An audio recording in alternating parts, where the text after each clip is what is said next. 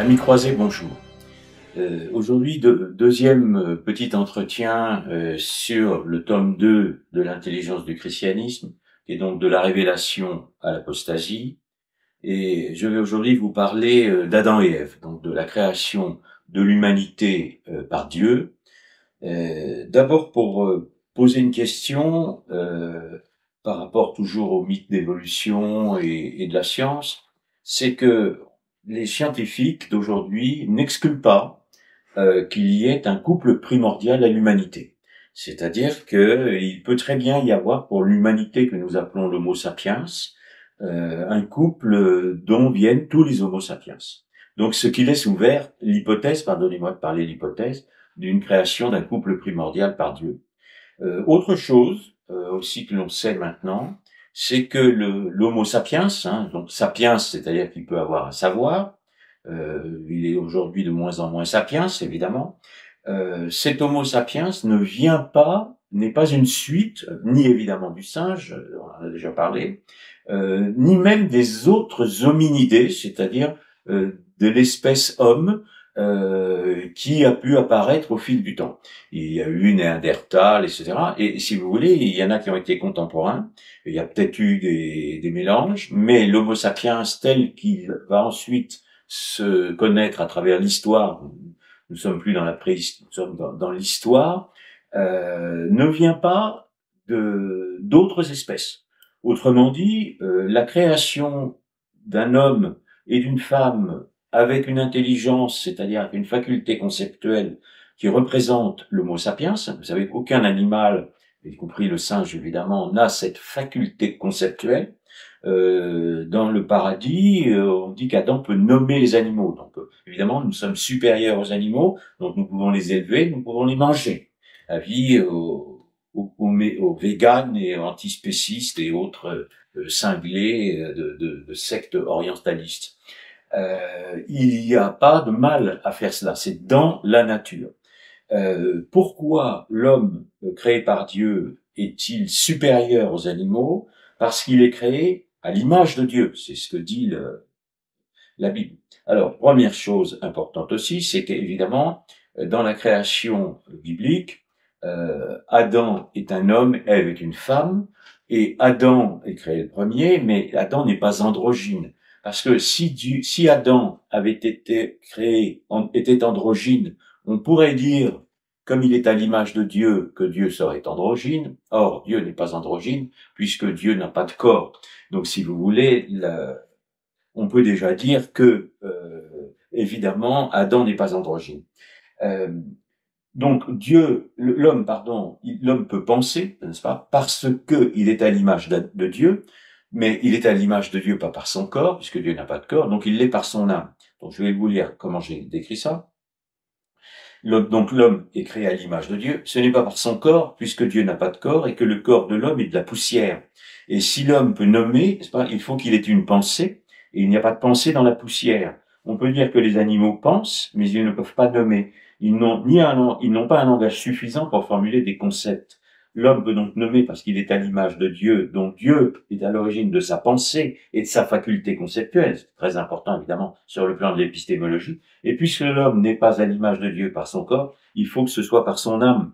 Donc, soyons extrêmement clairs là-dessus. Nous ne sommes pas semblables à Dieu, donc nous ne sommes pas divins. Dieu nous a dotés d'une âme qui nous permet, dans laquelle il y a une intelligence, mais évidemment, nous ne sommes pas une part de Dieu, c'est-à-dire Dieu n'est pas la somme des consciences humaines, pour s'exprimer comme les initiés d'aujourd'hui. La grande question, évidemment, qui a été évidemment reprochée aussi à la Bible, c'est la question du rapport entre le masculin et le féminin. Chacun a son rôle. Le masculin est bon, le féminin est bon. Quand Dieu crée, il dit toujours c'est bon, la nature est bonne. Donc, si vous voulez, il n'y a pas évidemment de culpabilité du féminin. Ce qu'il y a, c'est une chronologie. Et il y a donc un certain nombre de controverses, notamment sur l'androgynie primordiale ou non. Voilà ce que je peux vous dire aussi. Quand Adam est créé, tu vois, il est l'humanité, donc on peut dire qu'il contient à l'avance les deux sexes. Cependant, le sexe féminin n'est pas matérialisé. Sur le plan corporel, le premier Adam est un homme au sens masculin du terme. L'homme est créé avant la femme. Certains disent que c'est parce que Dieu, le Dieu des Hébreux et le Père et les patriarches sont des hommes. D'où l'accusation gauchiste de masculinité. C'est pas, le masculin est devenu un péché. Or, cette accusation est contradictoire avec l'affirmation par d'autres, les mêmes d'ailleurs, que l'humanité serait androgyne, ce qui est important parce que c'est de là vient la théorie du genre, hein, c'est l'humanité androgyne.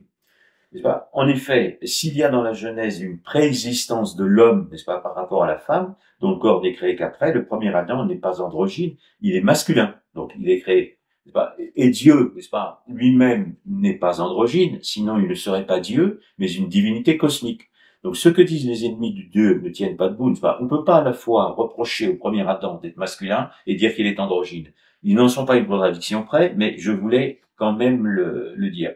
Dans le rapport entre le masculin et le féminin, il n'y a pas d'infériorité du féminin parce que les deux sont nécessaires à la vie et vous savez que on considère, quand le féminin est créé ensuite, qu'un couple, un vrai couple, un homme et une femme doivent constituer une seule chair, ce qui est évidemment sacralisé par le sacrement du mariage et le but est évidemment la procréation. Donc il y a un certain nombre de fonctions qui sont attribuées aux humains. Euh, voilà. Ah oui, et dans cette fonction, le féminin et le masculin doivent agir ensemble, en coordination, et non pas opposés l'un à l'autre, non pas, euh, comment on peut dire, mélangés l'un à l'autre, et pas non plus en opposition. C'est vrai sur le plan de la nature, c'est-à-dire sur le plan de la procréation physique, mais c'est aussi vrai en épistémologie et en eschatologie, c'est-à-dire la science des fins dernières.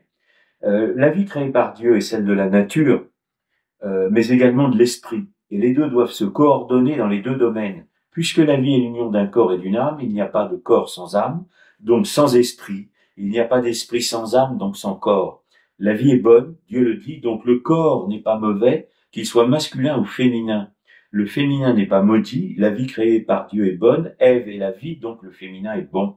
Il lui faut simplement accepter d'être uniquement féminin, ne pas se prendre pour le masculin. C'est la loi de l'ordre de la nature, mais aussi de l'esprit. À partir du moment où, de nos jours, le masculin et le féminin sont ou en opposition ou une prééminence du féminin pour éliminer le masculin, parce que c'est aussi dans le gauchisme qui accuse l'Occident d'être masculin, donc détruire l'homme fait partie de la destruction de l'Occident, nous ne sommes plus dans un ordre naturel, nous sommes dans un ordre qui nie la nature créée par Dieu. L'homme et la femme ont un but de procréation et ils ont donc évidemment l'enfant est l'aboutissement du couple et évidemment l'avortement est un crime contre l'humanité donc s'il est inscrit dans la constitution de la France actuelle en main de l'anti-France, ça voudra dire que la France ex-fille aînée de l'Église, et qui j'espère leur reviendra, va mettre dans sa constitution un crime contre l'humanité. Donc il faut évidemment défendre la femme et l'enfant hein, contre le féminisme, qui sont des fous gauchistes, et ça j'en ai parlé aussi dans mon livre sur mai 68. Ève, n'est-ce pas, a son rôle à jouer. D'abord, elle n'est pas coupable du péché originel. Hein. Vous savez que le péché originel n'est pas le sexe, n'est-ce pas? C'est la connaissance, c'est l'art de la connaissance qui est au centre du paradis. C'est l'interdit, puisque l'homme va à ce moment-là se prendre pour Dieu s'il le mange. C'est évidemment la connaissance, c'est ce que sera la gnose, hein, puisque gnose signifie connaissance. Et le tentateur, c'est le serpent, et le serpent est le symbole des initiés égyptiens. Et il va de soi que la Bible connaît très très bien l'initiation égyptienne, d'abord parce que les Juifs y ont vécu, et ils savent très très bien que la libido sciendi, cette science antidivine, est symbolisée par le serpent. Toutes ces images, évidemment, sont reprises. À partir du moment où il y a un homme et une femme, les deux composent l'humanité. Donc, quand Dieu confie la création à l'homme, puisque Dieu, le sixième jour, se repose et la confie à l'homme, n'est-ce pas, le terme inclut les deux sexes. Ainsi, les deux principes sexuels doivent s'unir pour procréer, pour penser, mais aussi pour gérer la création. L'union du masculin et du féminin est donc inscrite dans le projet de Dieu, si bien que le féminin n'est pas minimisé, il est nécessaire. Il est nécessaire physiquement, il est nécessaire intellectuellement, mais il est aussi nécessaire pour les fins dernières. Et nous avons d'ailleurs, dès la Genèse, et évidemment avec le christianisme, une valorisation du féminin. Alors, le serpent s'adresse d'abord en l'absence d'Adam, hein, c'est très significatif, parce que le féminin n'est pas sous la protection du masculin, parce qu'il sait qu'il y a une faiblesse originelle du féminin dans la nature, et par contre, Adam va commettre le péché originel alors qu'il connaît la loi divine, donc il transgresse cette loi consciemment. Donc il n'y a pas une culpabilité du féminin, il y a une culpabilité de l'homme et de la femme qui commettent le péché originel. Évidemment, cette culpabilité, l'humanité va être déchue, hein, c'est la fameuse chute, et on en serait resté là. C'est-à-dire que s'il n'y avait pas eu d'incarnation, s'il n'y a pas le Christ qui vient pour la rédemption de l'humanité, on reste dans une humanité qui est déchue. Alors, donc, si vous voulez, la Genèse, en fait, va prendre son sens avec l'incarnation. C'est pourquoi le cardinal Ratzinger avait écrit il y a longtemps dans ses entretiens sur la foi que la Genèse était catholique. Si on fait abstraction du catholicisme, on ne comprend pas le dessein de Dieu. Il est certain qu'il faut comprendre ce que saint Irénée appellera la récapitulation pour comprendre le dessein de Dieu, pourquoi il a créé l'humanité, pourquoi il lui confie la création, et ensuite qu'il incarne évidemment le Fils, n'est-ce pas, pour la rédemption de l'humanité pécheresse, et pour ouvrir ce qui sera la civilisation chrétienne, j'insiste toujours, qui est en voie de destruction. Sur ce plan, le masculin Adam n'est évidemment pas le premier grand initié.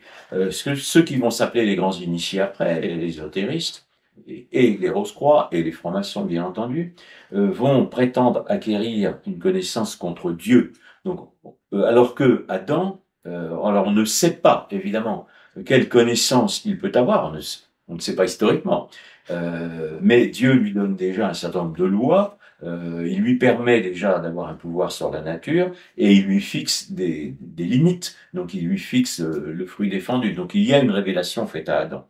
Adam n'est donc pas un grand initié et l'arrière-pensée, évidemment, des ennemis du christianisme. Si Adam était un grand initié, comme le Christ est considéré par la théologie comme le nouvel Adam, une nouvelle humanité, bien régénérer l'humanité, à partir de ce moment-là, on pourrait considérer le Christ comme un grand initié. Et à ce moment-là, il n'est plus le Fils de Dieu, il n'est qu'un homme qui prétend devenir Dieu, c'est-à-dire qu'en fait, qui recommettrait le péché originel. C'est absurde, mais les ennemis du catholicisme n'en sont pas à un mensonge près, et malheureusement, beaucoup de gens tombent dans tous ces pièges.